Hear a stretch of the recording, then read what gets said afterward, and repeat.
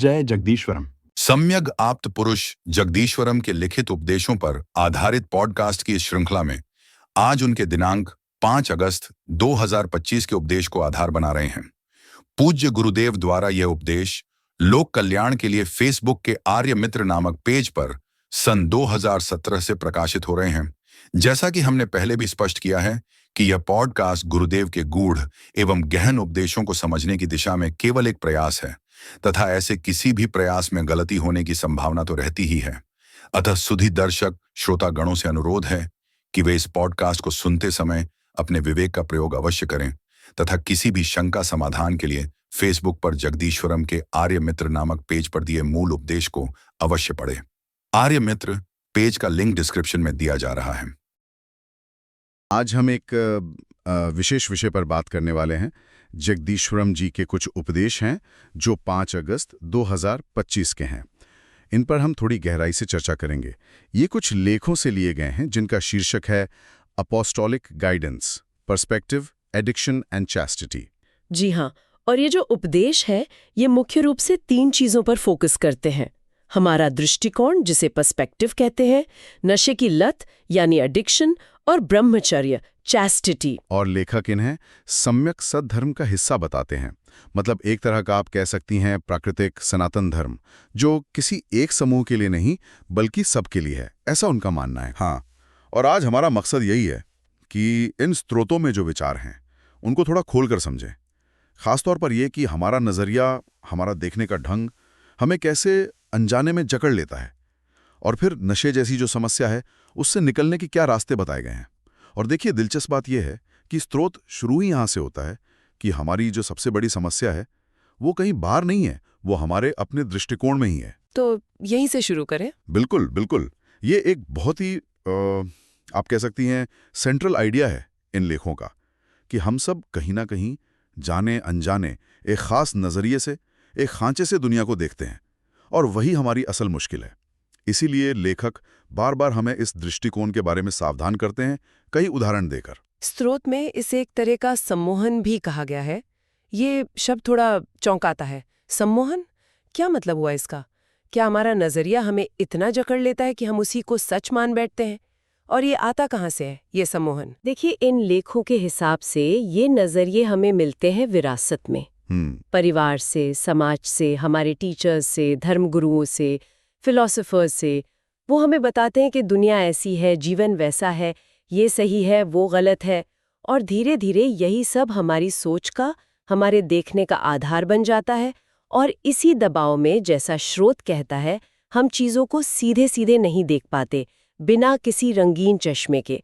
जो तथ्य है उन तक सीधी पहुंच नहीं रह जाती। अच्छा, और शायद स्रोत इसी वो सबसे बड़ा नुकसान भी बनता है कि हम सच्चाई को जैसी वो है असलियत में उसको समझने से चूक जाते हैं। हाँ बिल्कुल, कि वो जो बिना मिलावट की सच्चाई है उसे हम पकड़ नहीं पाते। ये बात तो साफ है कि नजरिया हमें सीमित कर सकता है, पर क्या स्रोत सिर्फ समस्या बता के रुक जाता है, या इससे निकलने का कोई रास्ता, कोई इशारा भी है इन अलग अलग दृष्टिकोणों के जाल से?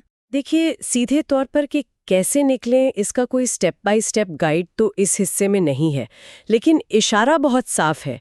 बार बार ये कहना कि अपने दृष्टिकोण से सावधान रहो, इसका मतलब ही ये है कि पहला कदम है जागरूक होना अपने नज़रिए के प्रति।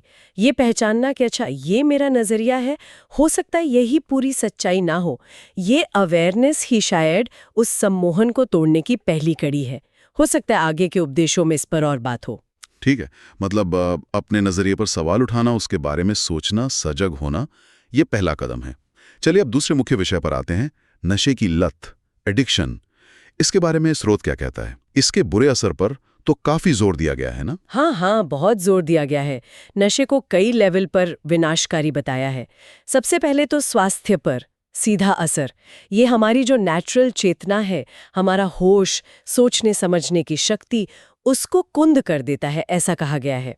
दूसरा, ये सिर्फ सेहत नहीं बिगाड़ता, पैसा भी खत्म करता है और बुद्धि भी, दोनों का नाश करता है। इसमें एक खास बात का जिक्र है कि नशा करने से धातु तेज पतला हो जाता है। ये धातु तेज क्या है? इससे लेखक का क्या मतलब हो सकता है? क्या ये सिर्फ फिजिकल एनर्जी की बात है? धातु तेज का इस्तेमाल यहाँ पर शायद शरीर की जो मूल जीवन ऊर्जा है, जिसे ओजस या वाइटैलिटी कहते हैं, उसके लिए किया गया है। तो नशा सिर्फ ऊपर ऊपर से नहीं, बल्कि शरीर की जो बुनियादी शक्ति है, जो कांति है, उसे भी कमजोर कर देता है। मतलब शारीरिक और शायद सूक्ष्म दोनों स्तरों पर नुकसान। और ये सिर्फ व्यक्तिगत नुकसान ही नहीं है, स्रोत समाज में खासकर युवाओं में इसकी बढ़ती पहुंच पर भी चिंता जताता है। बिल्कुल, और काफी गंभीर चिंता। लेखक इसे बहुत दुर्भाग्यपूर्ण बताते हैं कि आजकल युवाओं में और तो और छोटे बच्चों में भी नशे की आदत बढ़ रही है। वो उदाहरण भी देते हैं कि कैसे अगर शराब, गांजा, चरस जैसे नशे ना मिले तो बच्चे पॉलिथीन में फेविकॉल जैसी चीजें सूंघ कर नशा कर रहे हैं। पंजाब, हरियाणा के बाद उत्तराखंड जैसे राज्यों का भी जिक्र है कि वहां भी ये फैल रहा है। और इसका असर सिर्फ अंदरूनी नहीं है, बाहर भी दिखता है। जैसा स्रोत बताता है कि युवाओं के चेहरे बुझे हुए लगते हैं, कोई तेज नहीं, ताजगी नहीं, सौम्यता नहीं। और इसमें धार्मिक जगहों या यात्राओं के भी उदाहरण दिए हैं, जैसे कांवड़ यात्रा में या कुछ तथाकथित साधुओं के धुनों पर भोले के नाम पर गांजा चिलम का प्रचार और इस्तेमाल। हाँ, और यहीं पर लेखक एक बहुत बड़ी गलतफहमी को तोड़ते हैं।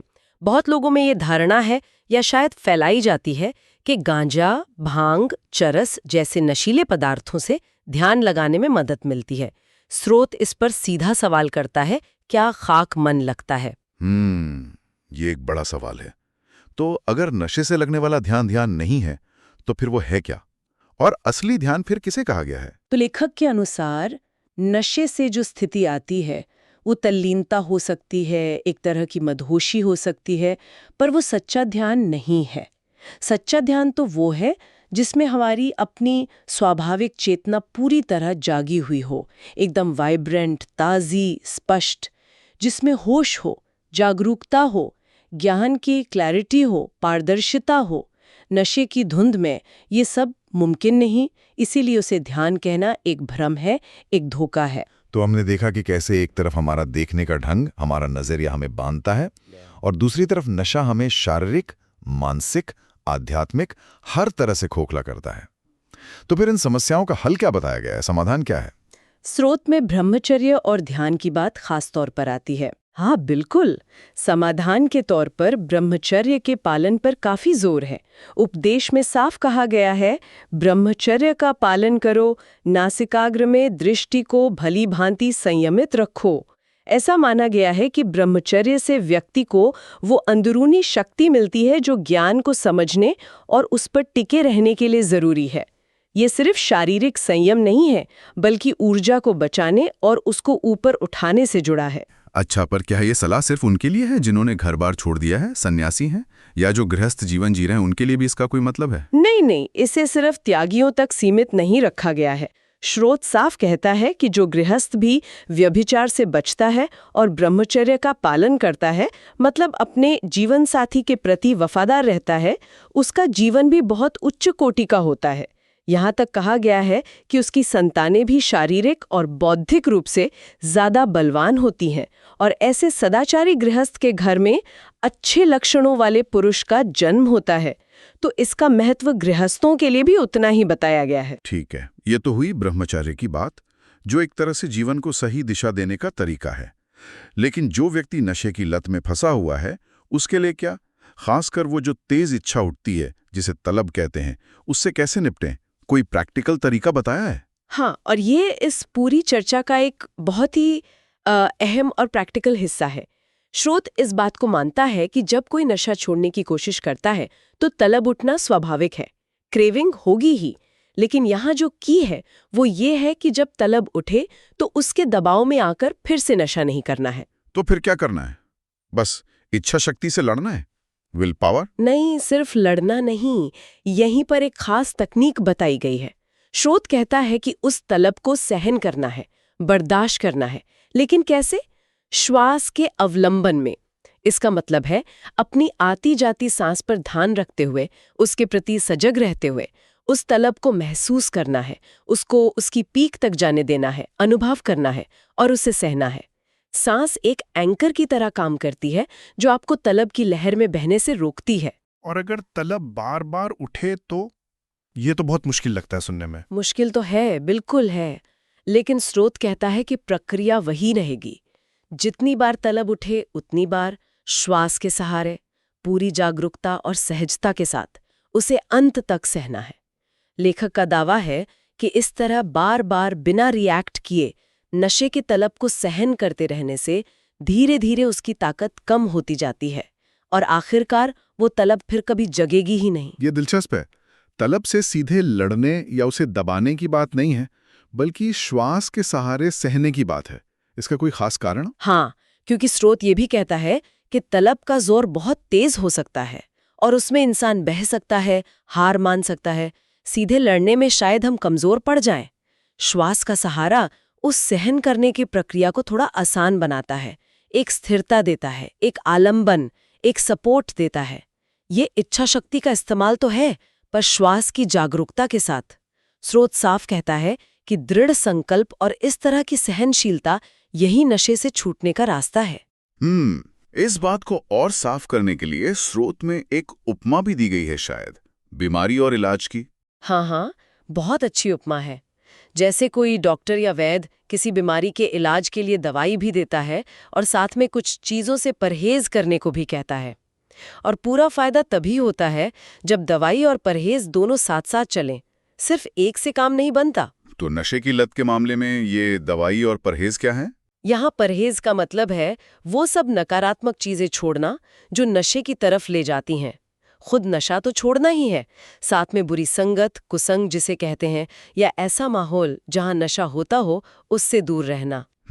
और दवाई है ध्यान का अभ्यास, मेडिटेशन, खास तौर पर श्वास पर, शरीर की संवेदनाओं पर, मन में जो विचार उठ रहे हैं उन पर, और अपने स्वाभाविक गुणों जैसे सजगता, इन पर आधारित ध्यान का सहारा लेना।